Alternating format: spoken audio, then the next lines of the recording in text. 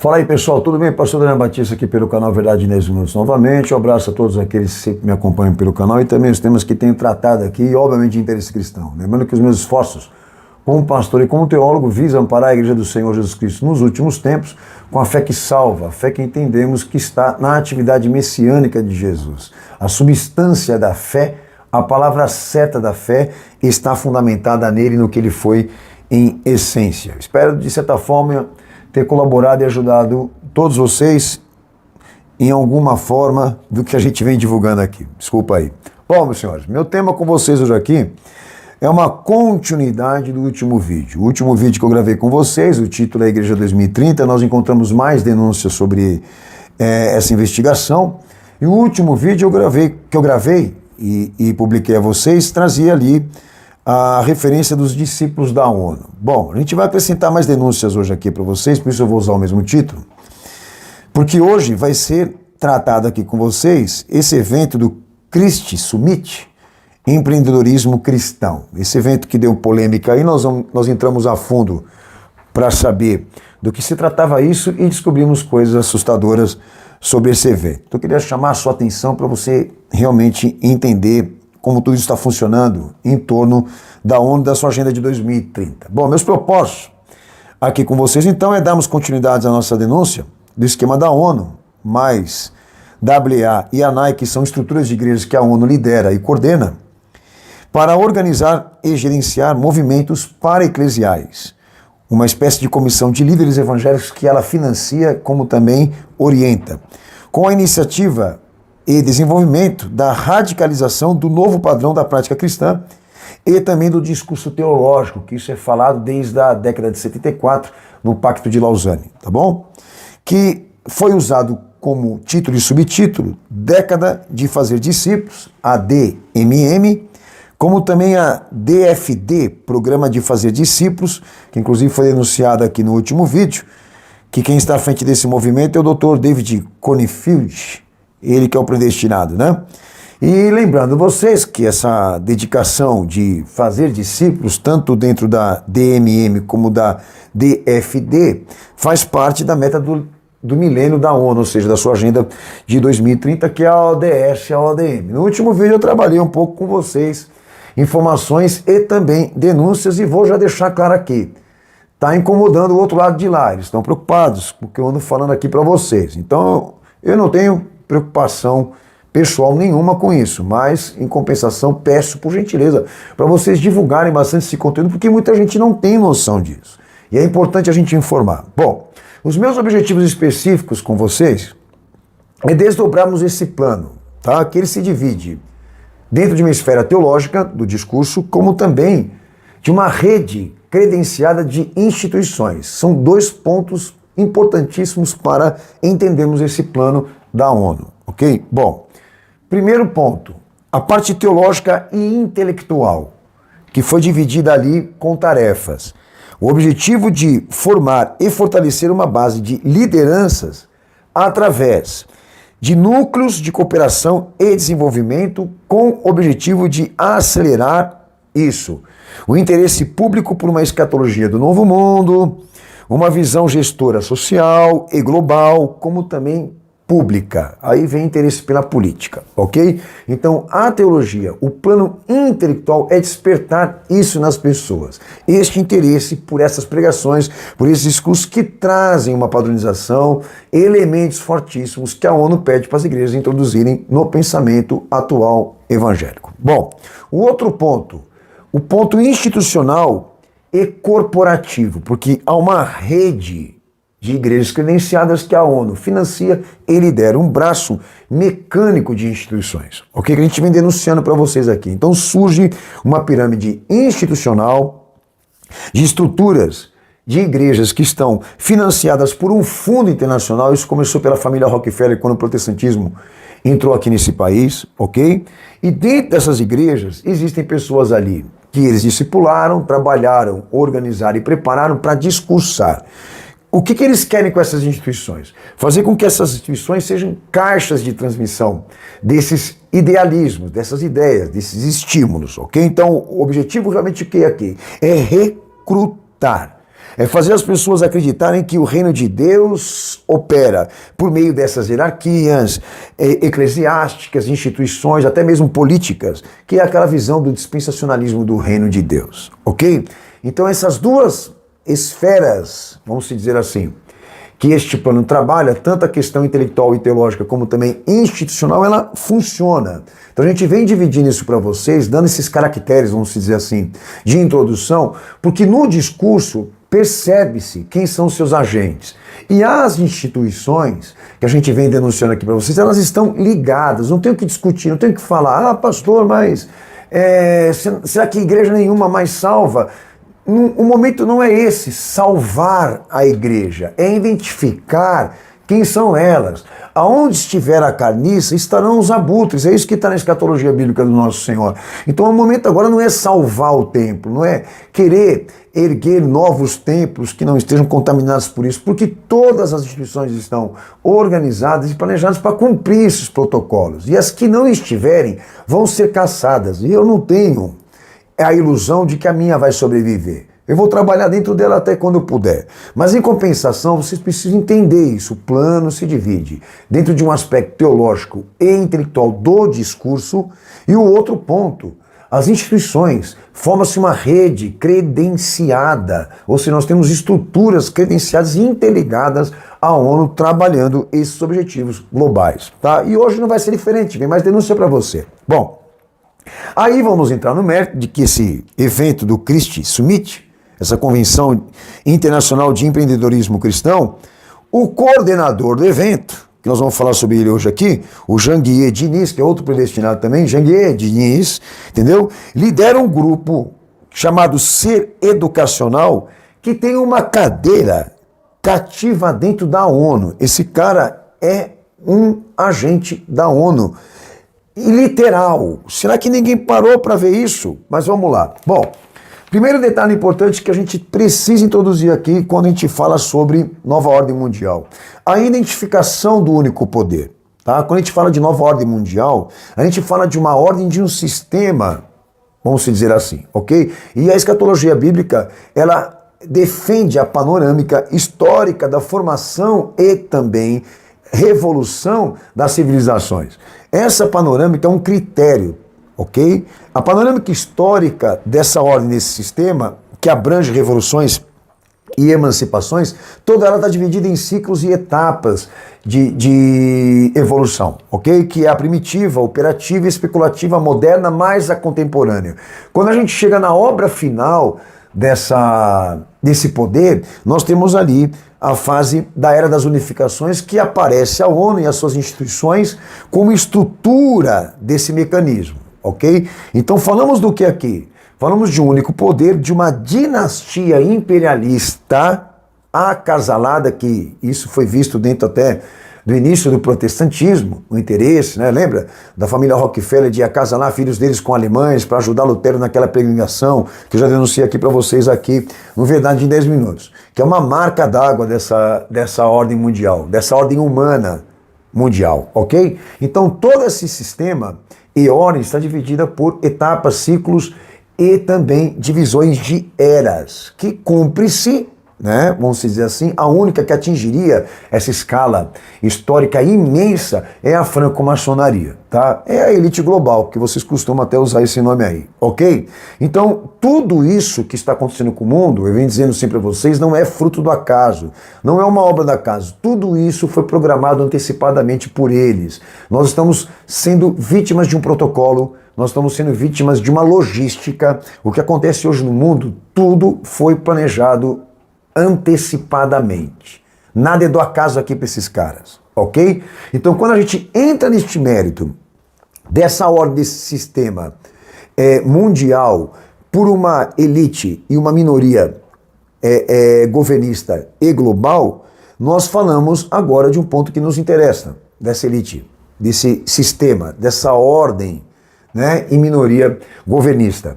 O sistema político-religioso. Porque o sistema político-religioso, quando a política e a religião se encontra, esse sistema, esse mecanismo foi criado por eles. Eu estou sendo bem objetivo com você. Tudo isso pode ser provado e pesquisado, ok?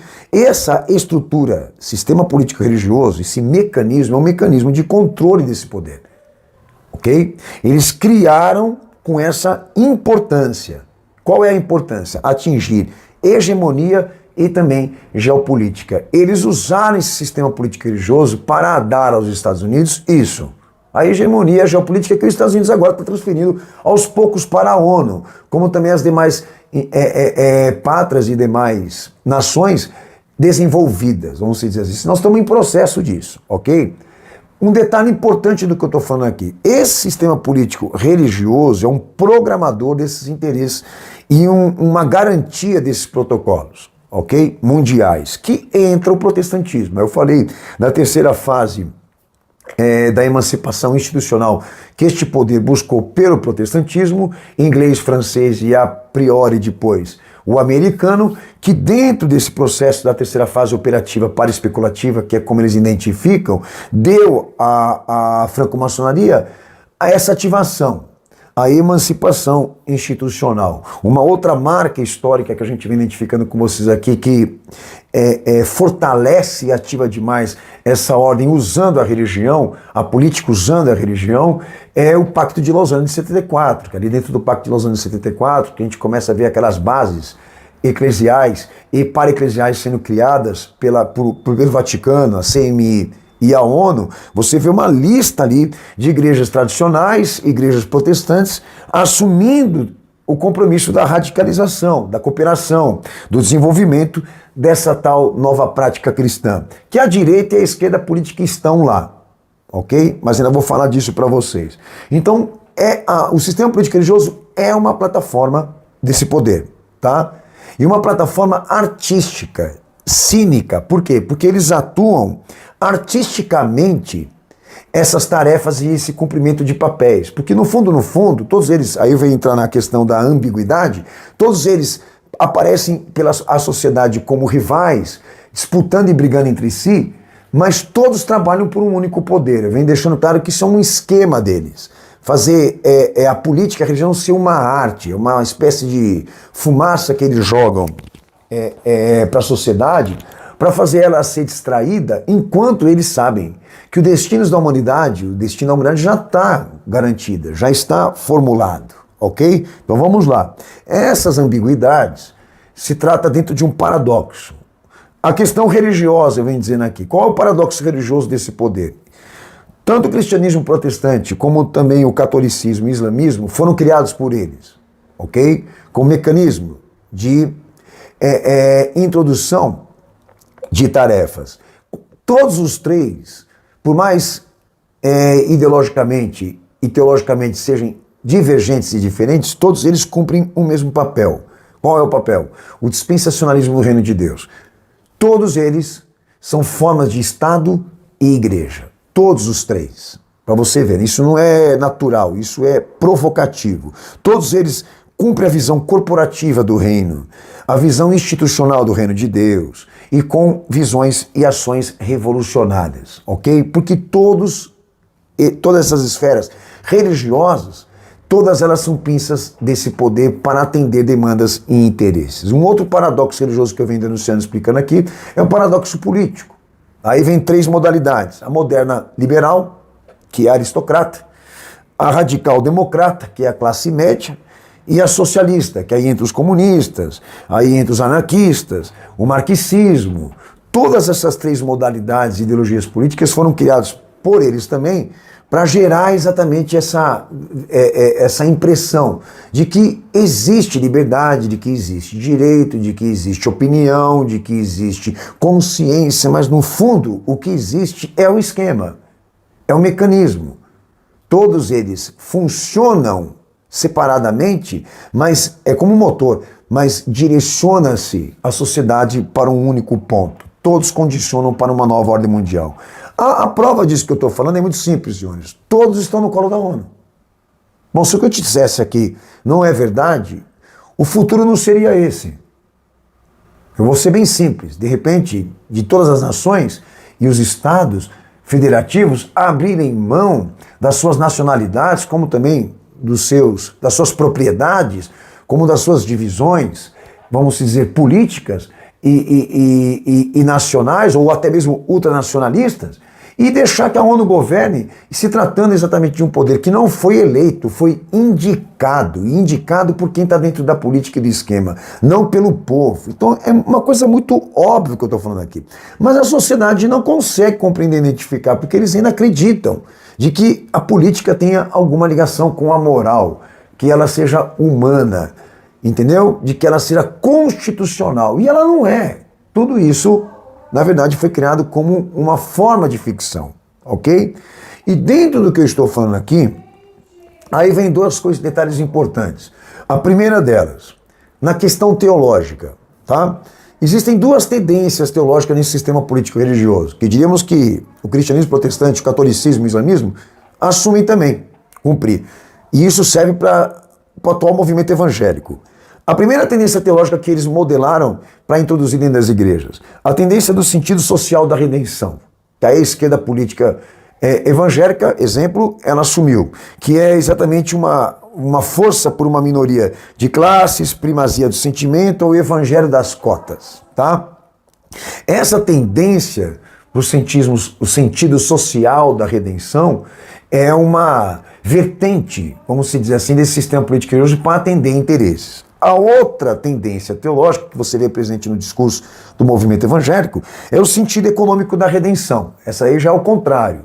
Ela não quer discursar em prol mais fraco, mais pobre, ou quer criar uma cota específica para uma classe amando de Jesus. Essa daqui, ela tem o sentido econômico da redenção. O que seria isso? Formar uma elite cristã. Ela vai se dedicar para isso, para formar uma base onde a ênfase seja o materialismo, ao mesmo tempo o liberalismo, a elite cristã, que isso aí o calvinismo, na verdade, introduziu, que é aquele pensamento de que o patrimônio do cristão é uma forma de testemunho ou dele pregar as boas novas de Cristo. Então, tanto aquele que trabalha pela visão social, como aquele que trabalha também pela questão econômica redentiva, todos eles condicionam a igreja hoje a ceder por pressões, quando não muito pela questão das revoluções, pela questão dos equilíbrios das instituições, pela questão dos confrontos dessas ideologias, ao outro lado, por ser materialista, precisar da economia, viver da economia, o cotidiano, aquela coisa toda. Então, eles vão trabalhando essas engrenagens e, aos poucos, a igreja ela vai cedendo, tanto que vocês veem que o cenário político é propenso, né? Uns acreditaram no Bolsonaro porque iam garantir a economia, e outros da esquerda, agora Lula, porque acreditam que ele, na verdade, vai dar preferência para os mais pobres. Então, essas pressões geram discurso, como também gera isso a venda da consciência. Tá? Então, aí você vai entendendo e compreendendo como os dois lados, a direita e a esquerda, trabalham para um mesmo objetivo. E esse cenário cínico é o cenário que mais rende na teologia do que diz respeito ao movimento evangélico hoje. Bom, agora entrando no mérito rápido, já em fase contemporânea, dentro de uma era de unificações, a ONU e os seus filhotes institucionais assumem a tarefa exatamente do quê? De ter a transferência do poder. Ela vai assumir o poder, isso é uma coisa, é um fato. Nós estamos frente a uma ordem mundial, ok?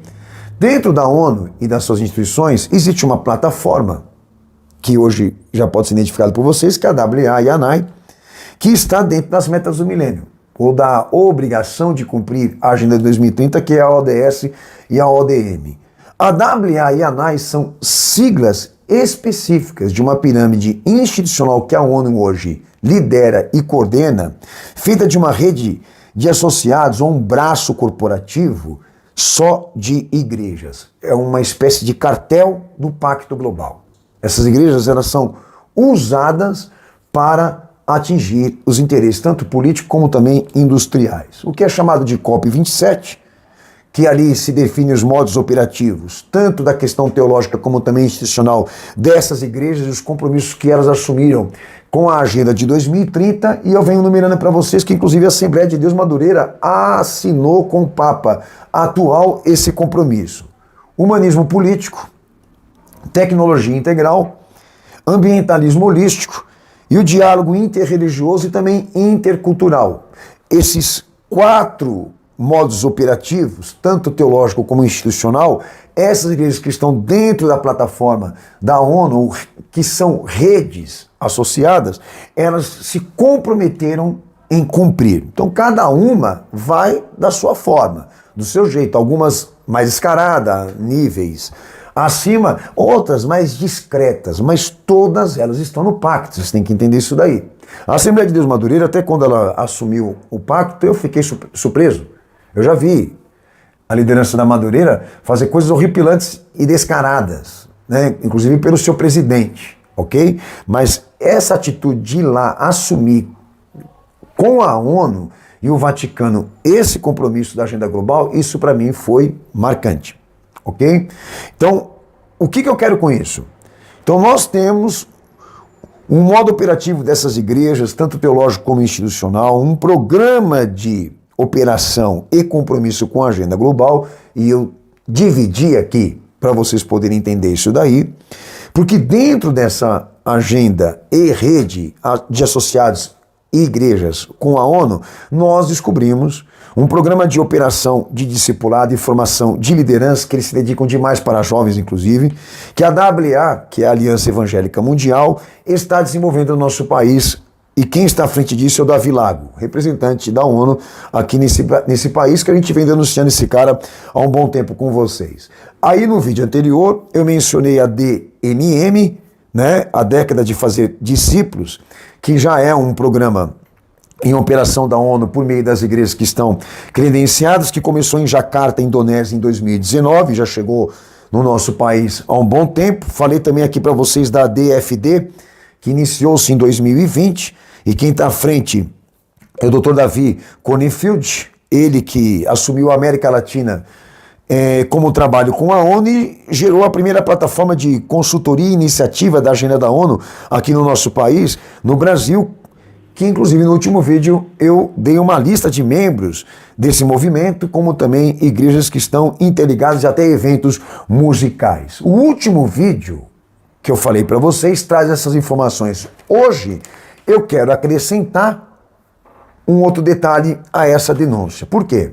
Porque quando apareceu para nós essa Convenção Internacional de Empreendedorismo Cristão, o tal do Christ Summit, tá? Que vai acontecer inclusive agora dia 2 e dia 3 de junho em Alphaville, São Paulo, nós fomos lá exatamente procurar saber quem estava à frente desse trabalho, desse evento, que agora, né, se dedica para uma teologia mais de fé e trabalho, aquela tal da teologia da prosperidade, que agora vocês vão entender, é a parte da direita política religiosa, ok? O slogan desse evento é um slogan irreverente. O slogan é isso aqui: desbloqueie o potencial divino. Isso aqui é um estímulo a todos acreditarem que o homem tem capacidade de influenciar e persuadir Deus a fazer coisas que ele não queira fazer. Isso aqui para mim foi uma das coisas que eu mais me assustei. Olha o slogan desse negócio, tá? Construindo riqueza financeira com base nos princípios de Deus. Esse é o slogan do evento. Nota, e grande parte daqueles que se horrorizaram, se escandalizaram, ficaram só nisso.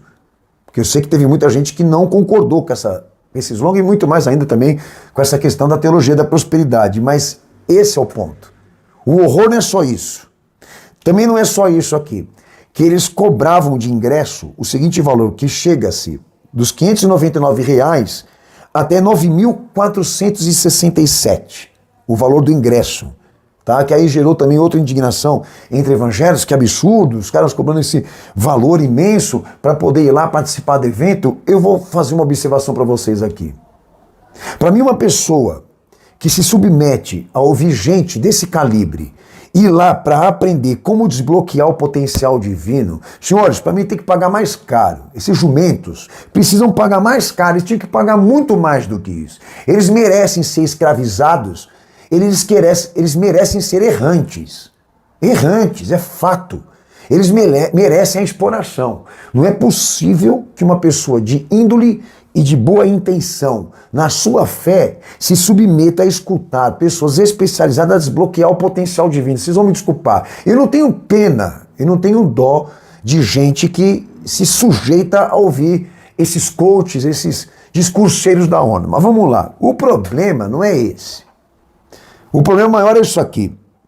é que o coordenador do evento tem uma autobiografia totalmente anticristã. O Janguier Diniz. O Janguier Diniz, que é um outro predestinado, tá? Vocês não estão entendendo o que eu estou falando aqui, mas é só eu que vou entender, tá bom?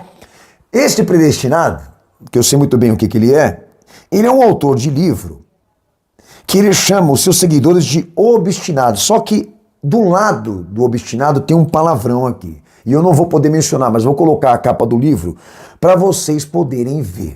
Olha quem é o coordenador do evento. Olha a autobiografia desse cara. O livro é cheio de palavrões e na capa vai um que eu não posso nem falar aqui, que eu não vou me submeter a esse tipo de coisa. Tá? Segundo ponto, esse Janguier Diniz, que é o coordenador do evento, Christ Summit, ele é fundador de um grupo conhecido por Ser Educacional, um instituto, que foi criado em 1993, que tem cadeira cativa dentro da ONU. E é uma das únicas instituições educativas a receber essa posição dentro da ONU, senhores. Esse cara tem uma cadeira garantida dentro da ONU e a instituição dele também. O que você reflete sobre isso? Que esse camarada, ele, como tantos outros que a gente vem denunciando, eles estão cumprindo um protocolo educacional que nós estamos abrindo para você aqui o esquema, mas ao mesmo tempo que esses caras eles se prontificam a fazer esse trabalho, a sociedade, a massa evangélica não tem percepção, eles não têm noção. A gente entrou dentro das redes e percebeu o quê? Que o maior escândalo, que a maior indignação por parte de evangélicos vinha por isso, porque o preço da entrada era cara demais e que havia-se lá conteúdo de teologia da prosperidade. Não, pior, esse cara ele é um agente da ONU. E todos aqueles que foram chamados para o evento também cumprem a mesma cooperação e o mesmo desenvolvimento. Só um acrescentamento de informação. Os colaboradores do evento, aqueles que se pontificaram em divulgar o evento, será que eles não foram na raiz desse problema como eu estou indo? Rádio Musical 105.7 e a Rádio Adore 102.1, que inclusive essa rádio 105.7 estive lá debatendo do movimento Igreja Sem Política e acho que todo mundo que viu o vídeo deve ter percebido como eles me recepcionaram. Mas será que essas duas rádios não se preocuparam em procurar saber quem é o coordenador, o instituto da qual ele faz parte, o livro que ele escreve, os palavrões que ele colocou dentro do livro, o compromisso que esse cara tem com a Agenda Global de 2030? É obviamente que eles não se preocupam porque eles fazem parte do mesmo esquema. É um sistema, um mecanismo que funciona. Um outro colaborador que eu quero denunciar aqui que coordenou o evento junto com o Janguier Diniz é o pastor Josué Valandro, o malandro, da Igreja Batista Atitude Rio de Janeiro. Inclusive a Michele Bolsonaro faz parte dessa igreja e foi a igreja que praticamente aí ajudou o Bolsonaro a se eleger, que foi denunciado aqui no Verdade em 10 Minutos, o pastor Josué Valandro, no título do vídeo é Discípulos da ONU, que ele também já apareceu como apoiador do Global Action Brasil, que foi um evento da ONU. Olha como que as coisas vão ligando. O cara já estava à frente, trabalhando com o Janguier Diniz agora nesse evento que acontece dia 2 e 3 de junho, mas anteriormente já havia trabalhado também no Global Action Brasil, que eu denunciei aqui para vocês. E o negócio não para, o esquema continua. O negócio segue. Agora eu vou entrar aqui no mérito com vocês da lista daqueles que foram convidados para o evento do Christian Summit. E eu pergunto para vocês, será que esses caras também não se preocuparam em saber? Eles não se preocuparam porque eles fazem parte. Aí vem essa lista de convidados aqui do evento da ONU. Que entre os principais convidados anunciados estão nomes importantes do meio cristão e financeiro. Apesar de alguns cancelamentos, as justificativas desses convidados para cancelar sua participação não foram divulgadas. Pastor Antônio Júnior, que cancelou sua participação, mas no dia 13 de abril já tinha feito uma live com os coordenadores divulgando e chamando para esta convenção de empreendedorismo que ele participaria. Vamos cegar a Deus para abençoar todo mundo e prosperar. Pastor Cláudio Duarte, que para mim também não é nenhuma novidade, esse indivíduo aí, entendeu? stand-up evangélico. Para mim não é novidade nenhuma esse cara aí, esse imbecil. Mas em compensação, fica aí a critério de vocês fazer o julgamento. Pablo Marçal, que também não é nenhuma novidade. Caca Diniz. Me desculpe se eu falei errado. Cacá ou Caca Diniz? Desculpa aí porque esse nome para mim eu não conhecia. Aí vocês vão talvez falar melhor do que eu. Diego Ribas, jogador do Flamengo.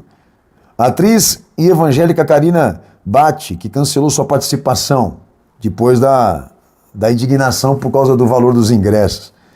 Pastora Martine Pozella, que também não é nenhuma novidade para mim, que cancelou sua participação, mas no YouTube encontrou-se ali com uma série de lives chamada Movimentando, acho que os Obstinados, com o coordenador Janguier Diniz, de um ano atrás, que o pastor Lamartine participou e também o chamou de amigo. É o amigo que cancelou, porque ficou com medo da repercussão. William Douglas, desembargador e autor da Bíblia Fé e Trabalho, com a Sociedade Bíblica do Brasil e coautor também do livro Unidade Perfeita com a Aliança Evangélica Brasileira, AWA do Brasil, você entendeu? Os agentes estão todos lá. William Douglas, anota o nome desse cara aí, tá?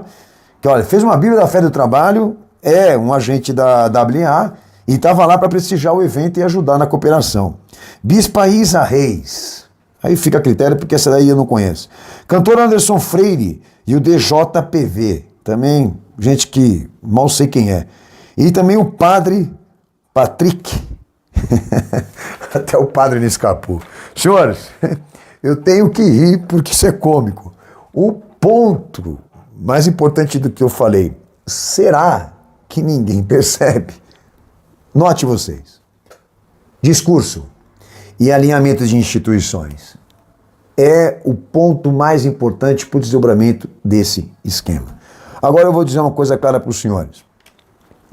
Eu sei que as partes que estão comprometidas não vão se agradar muito com o que eu estou fazendo. Sei também, aí eu vou tranquilizar a máfia, que o outro lado da massa não dá nenhuma importância para o que eu estou falando aqui, sequer, talvez, se preocupe em investigar melhor se a igreja que ele frequenta está credenciada nessas redes associadas à ONU e à Agenda de 2030, mas seja como for, você tem que olhar para mim aqui assim, como alguém que está fazendo alguma coisa, tá? Que está indo procurar saber, e aqueles que trabalham comigo também me ajudando nessa tarefa, e a gente não sabe quanto tempo mais a gente tem ainda de abertura para poder divulgar essas coisas, mas seja como for, a gente vai até onde der. E vamos tentar honrar o nosso Senhor. Pastor Daniel, qual o objetivo dessas denúncias? Senhor, a gente não quer salvar o templo. Nós não temos nenhum luxo, nenhuma preocupação de querer criar uma igreja, um templo, uma igreja, uma instituição diferente destas. O objetivo meu com essas informações aqui é preservar na tua consciência o conhecimento de Cristo e fazer do teu corpo, da tua vida, da tua consciência, o templo do Senhor. O que eu espero do meu Senhor Jesus é que todos aqueles que na verdade vêm assimilando, entendendo e compreendendo o que eu falo, que você se prontifique, se posicione a honrar o teu Senhor com fé, comportamento e ministério. E se apresentar diante do Senhor como um templo vivo, sem corrupção, quando Ele voltar. Essa é a nossa esperança, de que ainda exista alguém do outro lado aí que se interesse por isso e entenda tudo o que a gente fala. Já a massa, já os programados, eu não tenho essa esperança, até a máfia que está me ouvindo, fica tranquilo, grande parte não quer nem saber. Pode ter certeza que é bem capaz ainda que eles voltem, de repente até a acreditar no Lula, ou então voltem a reeleger Bolsonaro, e o esquema continua, não vai mudar nada, eles vão continuar acreditando na mesma coisa. O anticristo vem. A nova ordem mundial já está aí, as escrituras vão se cumprir, eu sei, mas em compensação eu não quero ficar calado diante disso tudo que está acontecendo e deixar aqui, na presença do meu Senhor e perante você, o meu testemunho, como também o ministério da qual eu faço parte, de que nós estamos separados disso tudo, senhores. Um abraço, anota tudo que eu falei. Dia 2 e 3 de junho vai acontecer um evento lá em Alphaville, representado por um agente da ONU, Janguier Diniz, coordenador desse evento, cuja autobiografia é anticristã, e com ele, me perdoem, os colaboradores e participantes que estão, infelizmente, nessa tarefa de discipular recrutar mais adeptos para a Agenda 2030. Um abraço, Deus abençoe todos vocês, Jesus está voltando, espero no próximo vídeo colaborar em mais algum detalhe de informação.